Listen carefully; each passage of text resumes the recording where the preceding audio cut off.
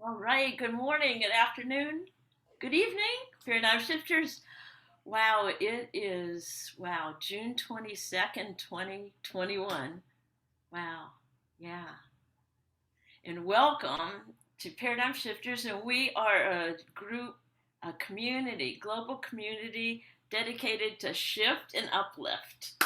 Shift and uplift the whole planet. How's that for you, Clay? Perfect. Yeah. And And right now, drum roll, we always amount, like right now, as of today, June 22nd, there are 1,069 members and growing, which really, and that's just since August when we started. So we're so grateful, eternally grateful for everyone who's ever participated, everybody who's watched, everybody who is in the world. So it's my pleasure to have as our guest presenter Transformation Tuesday, Clay Boykin, right? Boom, boom. All right, so let me introduce Clay. Clay is a former United States Marine Corps artillery officer. Whoa. Who successfully climbed the corporate ladder all the way to Park Avenue office. His life took a radical turn in 2007 when chest pains while on vacation led to a mystical experience. Wow. Other life challenges ensued, and several years later, Clay emerged from his dark night of the soul, a spirit centered man. Using his 36 years of business experience and a deeply entrenched servant leadership approach, Clay founded the Men's Fellowship Network in 2012, which I must say, you all know my son Jody has been a member since 2012. Do you believe that, Clay? Absolutely. We love Jody. I just remember, and he always goes. And he wasn't there last night. He was at a friend's house. First time he's missed in a while. So he's facilitated hundreds of circles and made long-lasting friendships through the fellowship, which has been focused on the overreaching theme of male spirituality. So Clays examines the lessons he and his fellow male seekers have learned from gathering in a trusted and supportive circle of men over the years. And I must say that you guys have totally changed my son to where wherever he goes, he talks about holding sacred space in a very quiet. And at first, I did not understand what the heck he was talking about. So with that, let me turn this over to you, Clay, and come and tell us a little bit about yourself and what it is that you have here to present for us. Thank you for being. Certainly. Yeah, thanks for the wonderful introduction, and it's a pleasure to be here. I have a few things I want to share, and I think we've got 20 or 25 minutes to do it in. So I'm going to jump into it. I started the Men's Fellowship, like you said, back in 2012, and it's evolved. And I'm going to share a screen and take it to there. Can you see that okay? Oh, yes, that's great. Yeah. And so I did. I started the Men's Fellowship Network in 2012. And if I fast forward this past couple of years, 3 years, I've been really on a search, and that's a search for a new compassionate male. And I'll get more into that in just a minute. To put it in perspective, since 2012, we've had over 450 men's gatherings. And this in 2019, I hit the road and had 35 engagements that took me from Austin, Texas to Boston to the West Coast, to the United Nations, and to Kenya, several other places.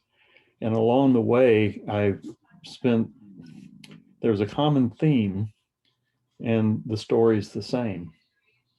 And I want to talk a little bit about that story. There's an emptiness within every man.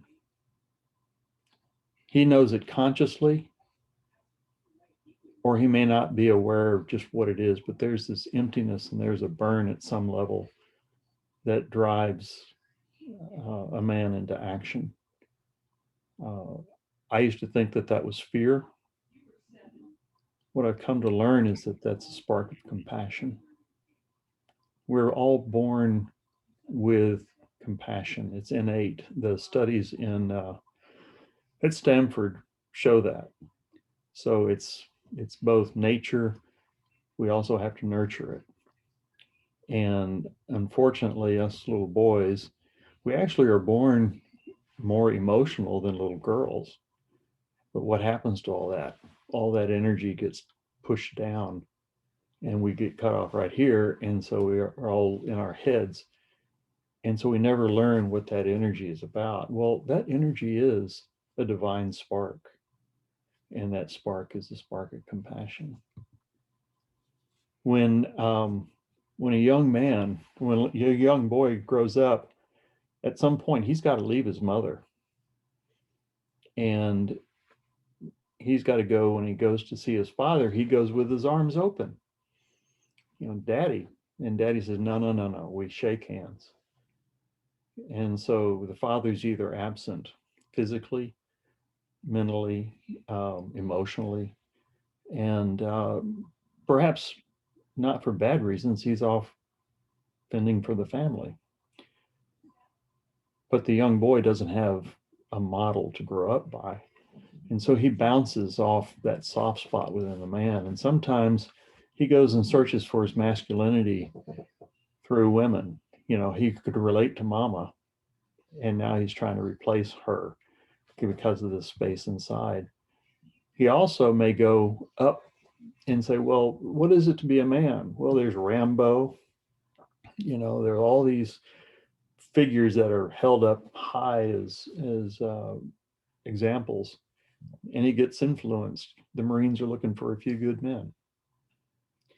Well, so we're taught that our role, our traditional male persona, is to provide, to protect, and to die with honor. And so that's what we go after, and we climb the ladder, whatever that ladder is. And I'm not speaking about every man, but the general trend is this is how it is. You put down the childish things and you go off to be a man. And at some point, we reach a point and we fall, because what's this burning inside, this emptiness consumes us. We go into our own dark night of the soul. And if we're lucky, we recognize what this is. Carl Jung called it the anima, or you might call it the divine feminine essence within the man. There's this notion of solar lunar, the solar energy that's kind of the male related energy, and the solar, which is more the female. The sun shines and the moon reflects. In a similar vein, when I say to men, the lunar leads and the solar executes. That doesn't connect a lot of times. But when I go and explain what leadership is about and we talk about it, they really realize this, and they realize that they've been trying to both lead and execute from the head up. They've got to learn how to integrate both solar and lunar energies within them. And that's when they do that, is when they can become a divine masculine or integrated solar lunar male. And women have got the solar lunar energy too. As the men are reaching to integrate lunar, women are reaching to integrate their solar. It's not about a man going into his feminine side. See, the language is messed up. It's really these two energies that both men and women have, and we're all integrating it. So here's what I ran into, and this is almost my story as well. we've got guys that have come through various programs, maybe a recovery program, and they're looking for something a little bit higher level than what they were doing there. Not to leave it, but to add on a yes and something a little bit more positive and maybe spiritual, but they haven't made the difference between spirituality and religion. And so they goes, I'm not going to go to organized religion because I got burned when I was a kid on that, so I can't go there. And I can speak with my spouse or my partner just to a certain level, but there's still something underneath there that I can't speak with my partner about. I need to speak with another man, but we don't trust each other. We're brought up not trusting each other. And so we're stuck. There's this burn that we don't understand. We have no one to speak to about it. And that's where I found myself in 2010 when I joined Unity Church of the Hills. You know, I walked in there on January 3rd, about 9:20 in the morning. I was met with this energy of love and acceptance. And I can feel it now. And so that's where my healing began. And that's what sparked me to then start the Men's Fellowship Network. But I wanted to do it differently because you have several different models of men's groups. You've got the Robert Bly with the mythopoetic. You've got the mass movement, you know, Louis Farrakhan. You've got the neo-pagan. Those are the guys running naked in the woods, beating their drums, you know. Traditional might be like Knights of Columbus. The psycho-spiritual, more the Carl Jung. And all of these are working to break into the man to get him here. And they all have their advantage. They all help in a certain way to get the person here. And there's hybrids of these, you know. But what about the guy who's already here and he's stuck? What does he do? He's not going to go have somebody try and beat it. I'm already here. I want to go this way. I want to go out. And so that's what I needed. And so it was like, I'm going to develop a contemplative model, an integrative reflective model, create a space where men are safe to come to learn how to speak from the heart, to learn how to begin to trust other men, to sit in a circle of 20 guys and realize that there's over 1,000 life years of experience right there. And there's something that we can learn from one another, you know, without being judged, without someone trying to fix me. We holding space for each other, and we go through life and death together, literally. And we have. And there's a bond that forms that's changed my life. I want to share just one example since our time is short. I'll cut to one thing here. Vulnerability. We've all heard Brene Brown talk about it, you know, standing in one's truth with an open heart. And I love her. And I really embraced that. And I thought, there's the other side of vulnerability. You know, you can't get too close to me. You know, well, I say, well, that in a whole spectrum is what is I would call a broken heart. Fear and doubt, closed or weak, broken-hearted versus strong and open, strength and courage, wholehearted. And I show this because there's a couple of other, there's the fragile and there's the angry heart.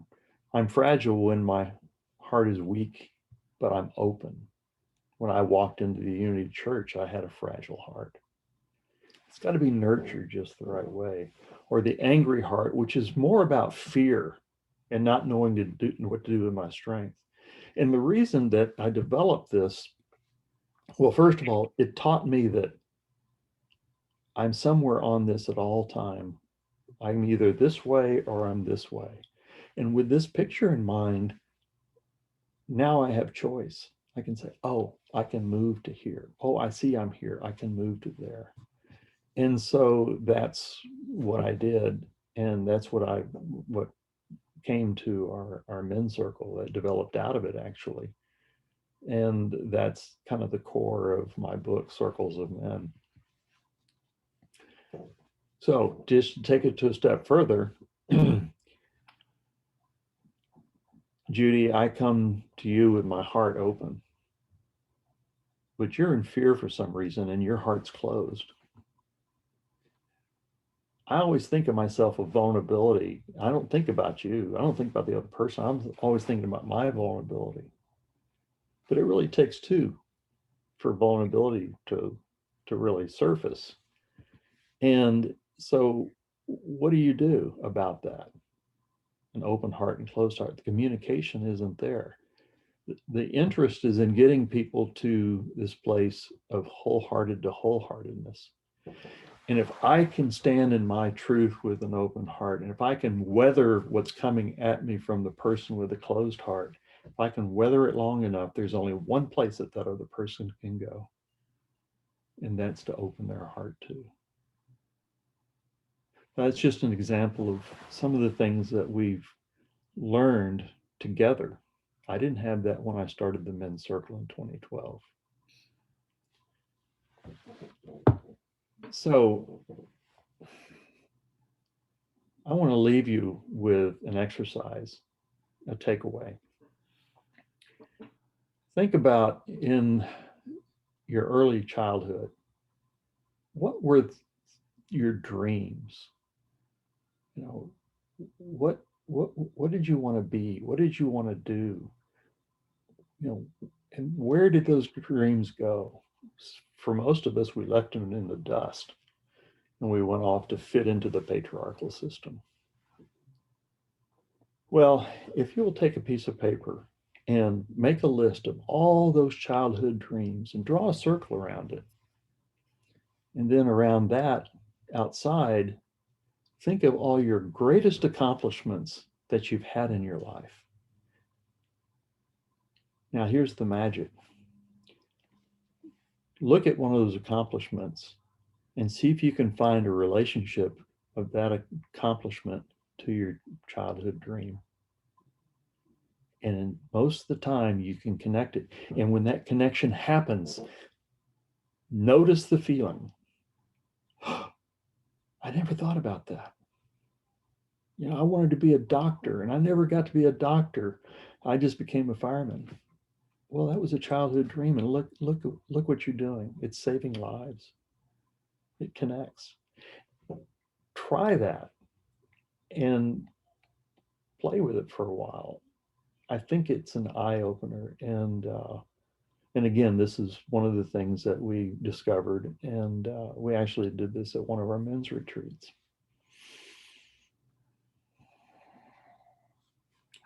I believe that in all the work that I've done around and people that I've met with, both women and men, you know, I started the podcast when COVID hit. I've had 93 podcast episodes since we began, both women and men from all over the world.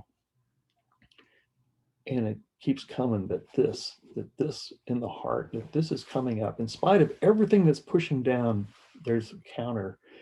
And I say that this is the new compassionate male, and he's surfacing now. And he's surfacing as the new archetype. And my goal is to put out there, name it. This burn inside, that's a spark of compassion. That's who you really are. That's the essence of who you really are. So I can name it and you can touch to it. And compassion isn't necessarily, you know, petting puppy dogs. John 15:13. You know, greater love hath no man than this, that a man lay down his life for his friend. That's compassion too. So I truly, and that's what I want to leave you with, is that I really believe that there is a new compassionate male rising up all over the world. He's not on the headlines, but by God, he's there. And that is a new archetype. Thank you. Thank you. Thank you. Wow. Well, come on back. Yeah, come on back in the room, Clay. I want to ask you some questions. I have some. There you go. Yeah.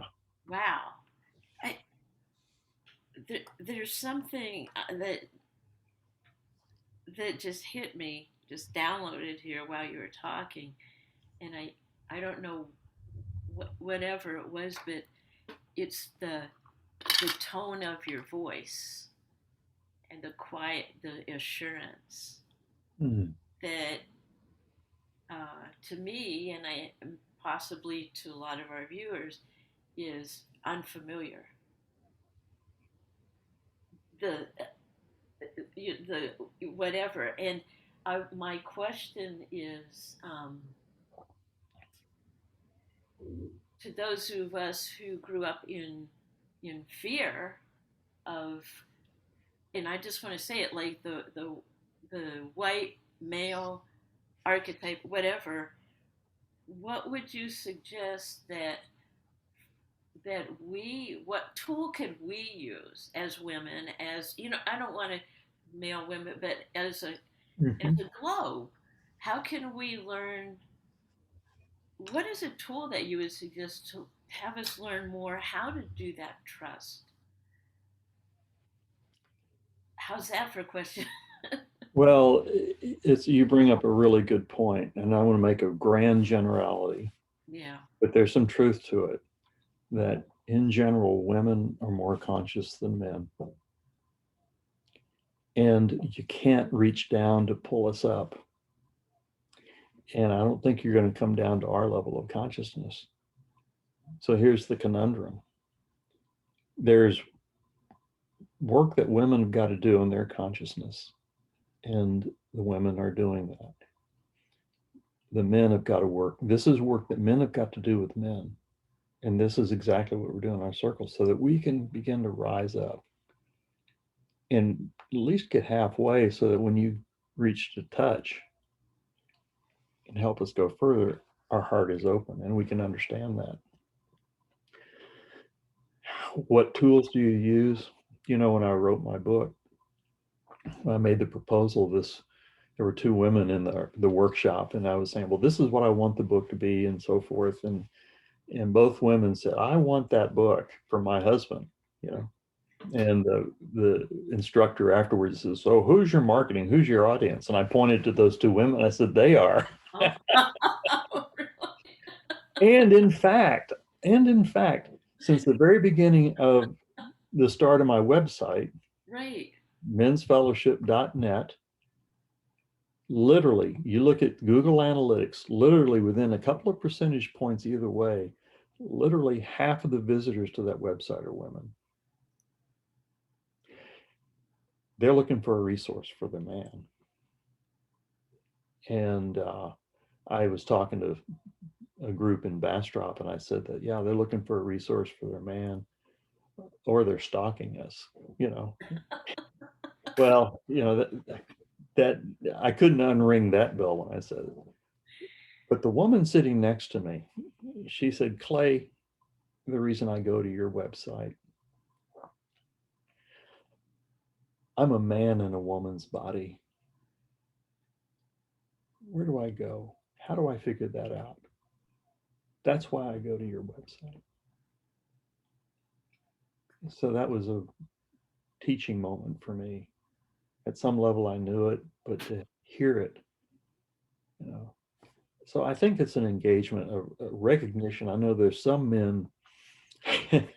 We don't say you got to come, don't make a commitment, set an intention, and you'll be there when you're supposed to be there on a Monday night.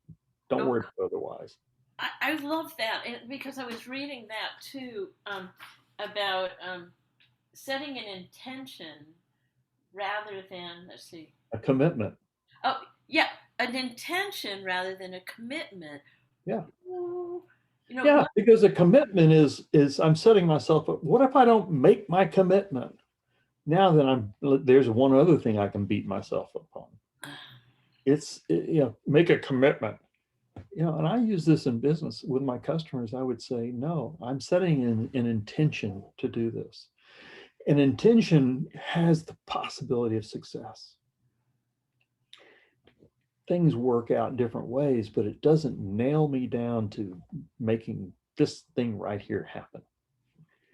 It takes the bigger picture into context. So I set an intention and I put that energy out into the world, and everyone around me connects with it, either consciously or unconsciously. and it happens. Things manifest.